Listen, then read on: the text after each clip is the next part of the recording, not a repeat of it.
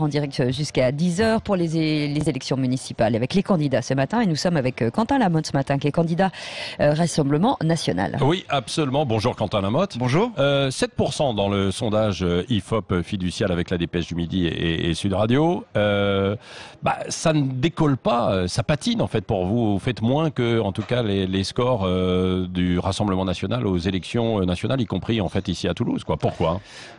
Moi, je pense que nous sommes sous-estimés dans ce sondage. Je pense que notre vote est certainement sous-estimé.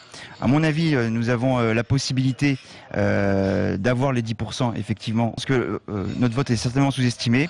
À mon avis, nous avons la possibilité d'avoir les 10%, effectivement, au second tour. D'ailleurs, le sondage teste aussi la possibilité d'une triangulaire. Donc, si on était vraiment à 7%, je pense que cette possibilité ne serait pas cohérente. Donc, il y a une réelle possibilité d'être au second tour. Pour nous, c'est une nouvelle encourageante puisque ça met fin, si vous voulez, à l'argument de vente de Jean-Luc Moudenc, qui est de dire il faut faire un vote utile, il faut faire un barrage à la gauche. Et ce sondage semble démontrer que, quel que soit le cas de figure, triangulaire ou pas, Jean-Luc Moudenc deviendrait de nouveau le maire de Toulouse. Donc, moi je dis aux électeurs de droite, je veux leur parler, je leur dis soyez décomplexés. Il faut qu'il y ait une force d'opposition à droite au sein du Capitole. Sinon, vous allez avoir pour les 6 prochaines années une politique de centre-gauche qui va être menée par Jean-Luc Moudenc. Nous ne sommes pas pour Jean-Luc Moudenc, il est plutôt de centre-droit que de centre-gauche. Centre-gauche, centre-droit, macroniste. Est-ce qu'il ne mène pas une politique justement de droite assez forte finalement et qui, avec une police municipale, beaucoup de vidéosurveillance et qui vous empêche de développer vos arguments? Non, je ne pense pas parce que il mène là, il s'attache à nouveau aux thématiques de la droite à quelques mois des élections municipales. Mais durant tout son mandat, on a vu quand même à Toulouse toute une série de campements sauvages, de squats se développer, là qui se résorbent un petit peu à quelques mois des élections. Il y a eu effectivement des avancées au niveau de la sécurité à Toulouse, mais il n'y a pas de résultat. Il y a une explosion de la criminalité à Toulouse, et ce surtout... Comme dans beaucoup d'autres villes, hein, ça c'est vrai. D'autres villes, mais à Toulouse aussi. Oui. Et donc je pense qu'il y a une possibilité effectivement d'offrir des propositions à droite sur les thématiques de la sécurité, de la propreté, de la fiscalité, qu'est-ce que vous pouvez changer, vous, sur un plan municipal, vous, quant à la mode, quoi ? Ce que je dis, c'est, par exemple, sur la sécurité, je propose que l'on embauche 120 policiers municipaux supplémentaires pour créer 2 nouvelles polices. Tout d'abord, une police métropolitaine des transports, qui sera chargée de sécuriser les transports à Toulouse, puisqu'il y a quand même une grosse problématique actuellement d'agression, d'incivilité contre les usagers, mais aussi contre les personnels de TCO. Je propose également de créer une brigade du logement social, qui va être chargée de sécuriser les HLM, de sécuriser pour empêcher les squats des halls de HLM, harceler les points de deal qui peuvent exister.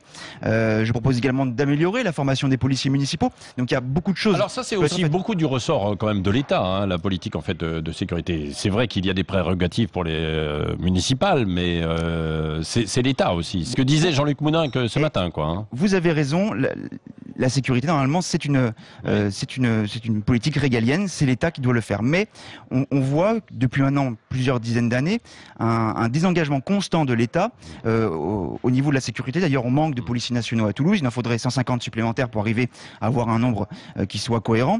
Et du coup, si on n'anticipe pas, je pense, une évolution future peut-être du rôle des policiers municipaux qui verraient leurs prérogatives étendues pour pouvoir lutter plus efficacement contre la criminalité, on ne s'en sortira pas. Et c'est ça que je dis. Moi, je dis, il faut anticiper. Il faut déjà avoir, effectivement, au niveau de la sécurité, des effectifs formés en nombre suffisant pour pouvoir peut-être anticiper cette évolution.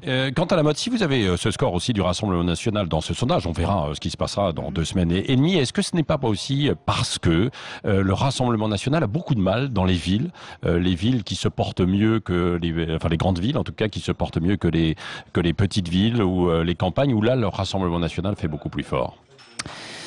Il y a un phénomène qui est lié aussi aux métropoles qui sont aujourd'hui peut-être les gagnantes de la mondialisation, avec des niveaux de vie qui sont plus élevés, avec et là, vous avez du mal à porter en fait un discours, quoi, non ?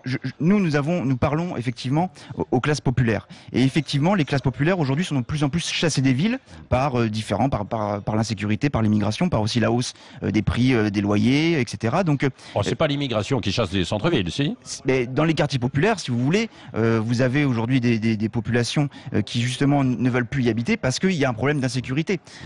Donc il y a effectivement un phénomène de relégation de nombreux Français sur les périphéries des villes et dans les campagnes, avec les problématiques de perte des services publics qu'il y a dans les campagnes, effectivement, et de désengagement de l'État continuel.